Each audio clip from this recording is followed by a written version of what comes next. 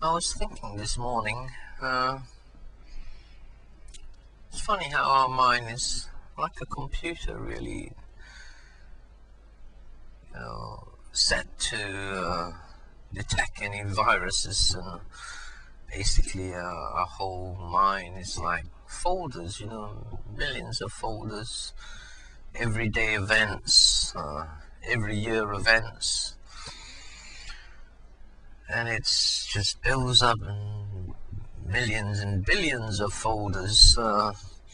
when you get to a certain age. But now something prompted me to think and look. I think I tend to scan my files in my mind as often as I can, to probably like a computer does when you set it to check for viruses and whatnot, and recall memories and things like that are basically the same thing, really. Yes, suddenly this folder turned up in my mind. My last video,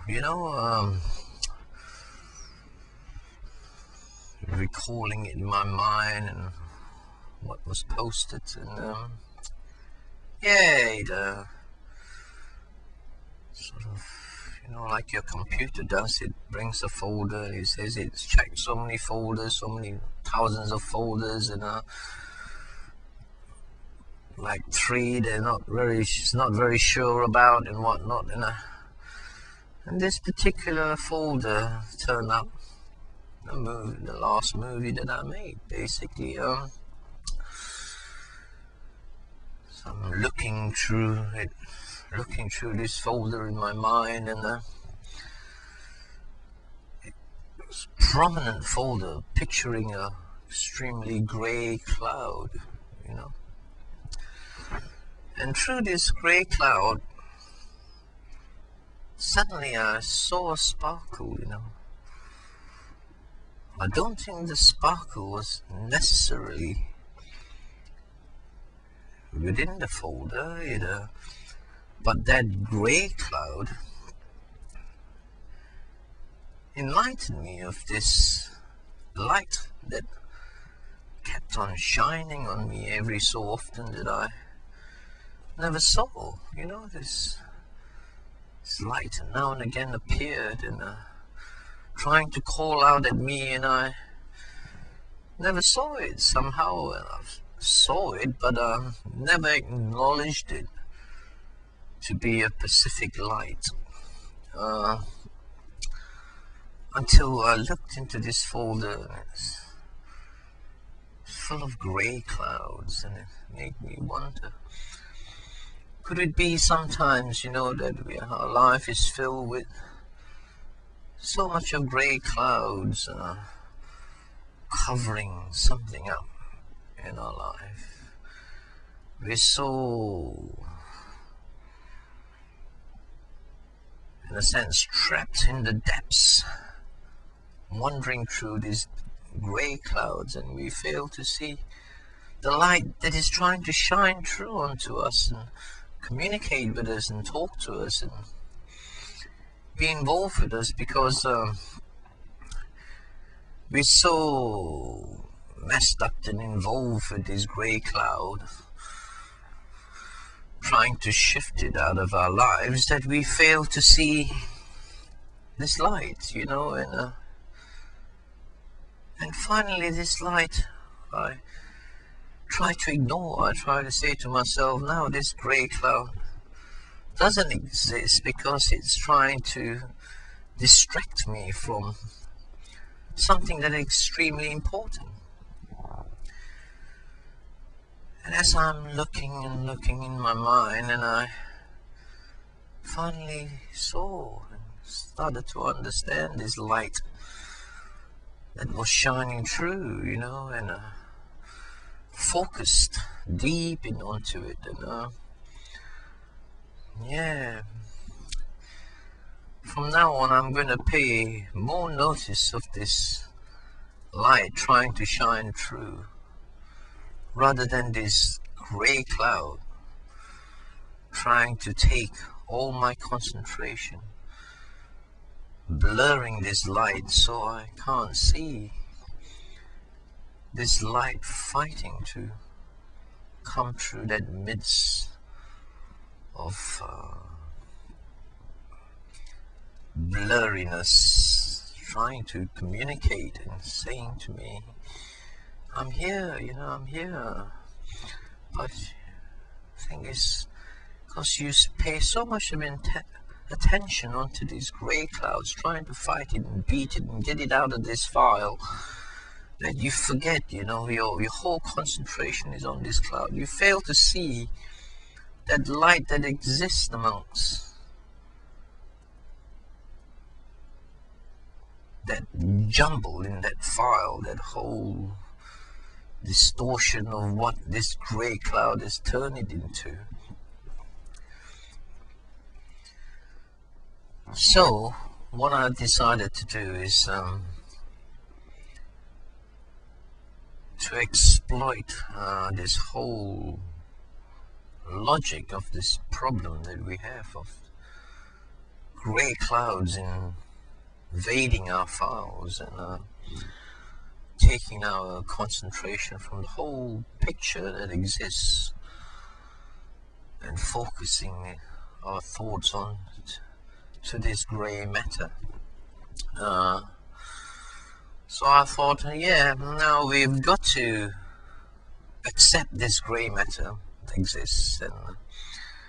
rather than to allow it to exist as a cloud floating through our everyday files that we produce, is to virtually turn this cloud into a grey blob. Instead of infesting the whole file, we shall shrink it to a grey blob, and recognize it as a grey blob rather than a grey cloud, which is affecting us and invading our vision. So the more I look into my files now, trying to work on this plateau that I have decided to, it's difficult to virtually, in some ways, you can't remove these grey clouds out of our everyday life, but what it helps me now basically to turn this everyday file into files within files, and grey cloud files, which is a grey blob, and try to look for that light, this light files this light that we do get, all of us, that shine into our lives, and try to, it's like our little children, basically, tapping us on our leg, trying to get a few words in. As adults, we're too busy talking to other adults, and we tend to ignore it and say to them, keep quiet for a little while. Daddy or mummy is talking. In very important talk going on,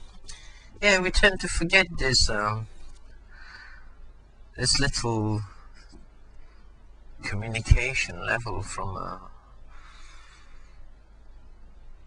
below, in the sense that here we are as parents, we're high up, and little Johnny or little Mary is trying to say something we know is probably important to little Mary and little Johnny or whatever, but we then tend to fail to see that those messages trying to come through there, of course, the reason why we tend to forget this, we don't forget, we tend to ignore these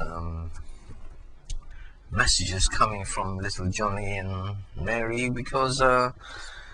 living on this different plateau. There's more important messages coming from above,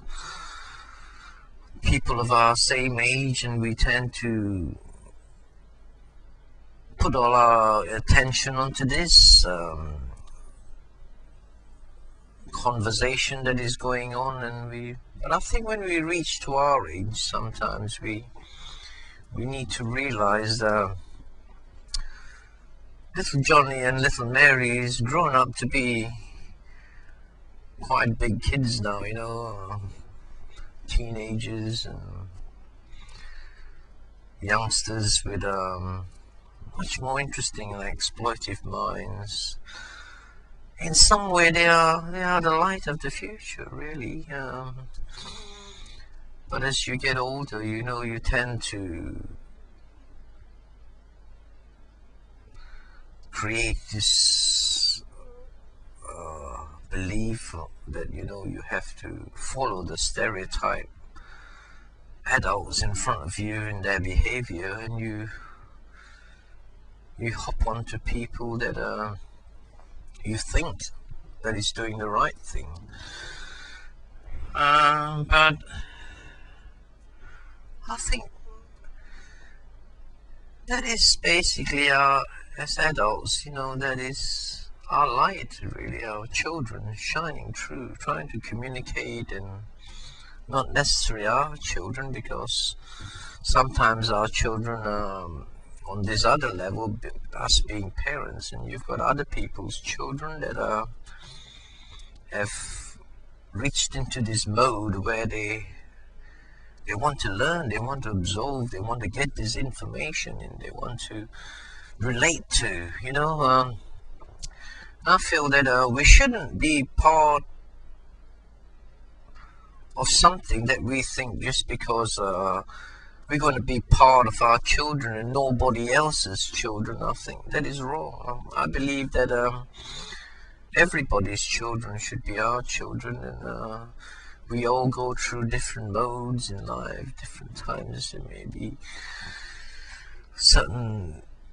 days or weeks or months in one's life that you want to learn, and you want to exploit something and find out the right and the wrong within it. And if you turn to somebody, an adult, to try to get this information from, and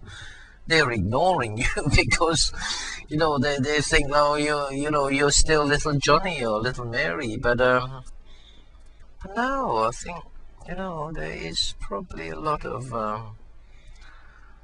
light shining through and trying to communicate with us and wanting to get this information and to understand. But we're fighting, because as you get older, you're fighting on this level of people basically on your age level, or people that are superior to you, have got high positions and play a massive role in your life, that could be demanding the water bills or your gas bills or whatever, and you don't seem to have time for this big lesson that is going on, of little Johnny and little Mary trying to, at the same time, they are growing up and they want to get this information, and they want to have somebody they can relate to and understand what is right and what is wrong that is happening. I think that's where we come in. We need to play a part and realize that these grey clouds are going to always exist, and rather than paying our full attention to this grey cloud, we need to stop for a while and give Johnny and Mary a time to show, to prove themselves that they are extremely important. They're very important to our future and their future, that they obtain the right knowledge and the right type of thinking that that would help them become much better people, to create that better society. If we ignore them too much, they will tend to be like us, listening and watching this grey cloud and wondering like what they could do with this grey cloud, rather than thinking and understanding that one day they could be this grey cloud if they don't follow the right communication and the right way of thinking. They could be this grey. Well, it's only logical that when you turn to, people that you can relate to, or you think that, somebody that you respect and trust, that if there is no interaction and communication, and the only thing this thing that you respect, the only interest it has is this grey cloud. So little Johnny and Mary feels like, well, if all these people we respect are respected, are only interested in bloody grey clouds and pay all their attentions to grey clouds, probably one day I grow up and be a bloody grey cloud, and they'll all be listening to me then, not realizing and understanding this damn grey cloud has been a cancer to the adults and their parents or whatever, and the parents trying to destroy this cancer and able to have more time with little Johnny and Mary, but when you're a child, you don't tend to see it that way. You tend to, because it goes on over such a long period, right into from a little child to adulthood, and you think all this big adult talk involving with this big grey cloud is important. You got to grow up to be a big grey cloud yourself, so you can get everybody listening to you and worrying about you and God knows what else. No, I think it's so important that we need to take on this damn cancer that exists, and also at the same time it's just as important to acknowledge the light that we created and the light that is amongst us, and be part of the light, and make the light acknowledge that this grey cloud is not important. This grey cloud in our society today is a big cancer manifesting itself, destroying the sacred thing that is amongst us, the light that we brought into this world, that should be shining and turning our whole planet into a glow, rather than this huge amount of lost lights, because they've been spending all their lives trying to communicate with the people they love or the people they respect or understand. But these people they're trying to communicate in is devoted most of their time trying to suppress or destroy this grey blob, failing to see this magnificent light, trying to absorb knowledge and understanding whys and why not and why should we. And no, I think we should give respect to where it's due, and I think if we have this light amongst us that is wanting to stereotype to this grown up or this other human that they can relate to or they love or they care for and they respect, we should realize that of course this grey blob is dangerous, highly infectious, and but the most important thing in all our lives, especially parents, it's this light. We tend not to see it at all, and it is not so even important that you see this light that you created, but all these other lights, wonderful. I think in some ways, God didn't make us bad. He made us all extremely good. That's why when I hear people saying like, we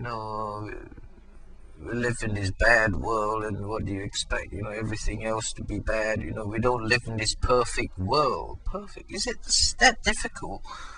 for intelligent humans to create a perfect world? It's not as if to create a perfect world, it's such a extremely difficult combination to achieve that we can't create it. I believe to create honesty is one of the biggest key in life to create that perfect world. And it's not as if that we can't be honest. I just couldn't accept that. I think, we all possess this key of being decent, honest people to our fellow man. Why do we find it absolutely impossible? In all through my life, the conversation that I come across constantly is that, in that perfect world, why can't we create that perfect world? Are we so pathetic that we can't see the logic in being honest and decent? We have to be dishonest in able to have this society. Well, I think, the human race, I think we're intelligent enough to see the logic one day of creating this honest world, but I think if probably this, trying to communicate with these grey clouds, we might not have much luck, because these grey clouds feel they're established already as these grey blobs, and they feel they have an important role in this world. But I think we need to communicate more with this twinkle, twinkle little star amongst us.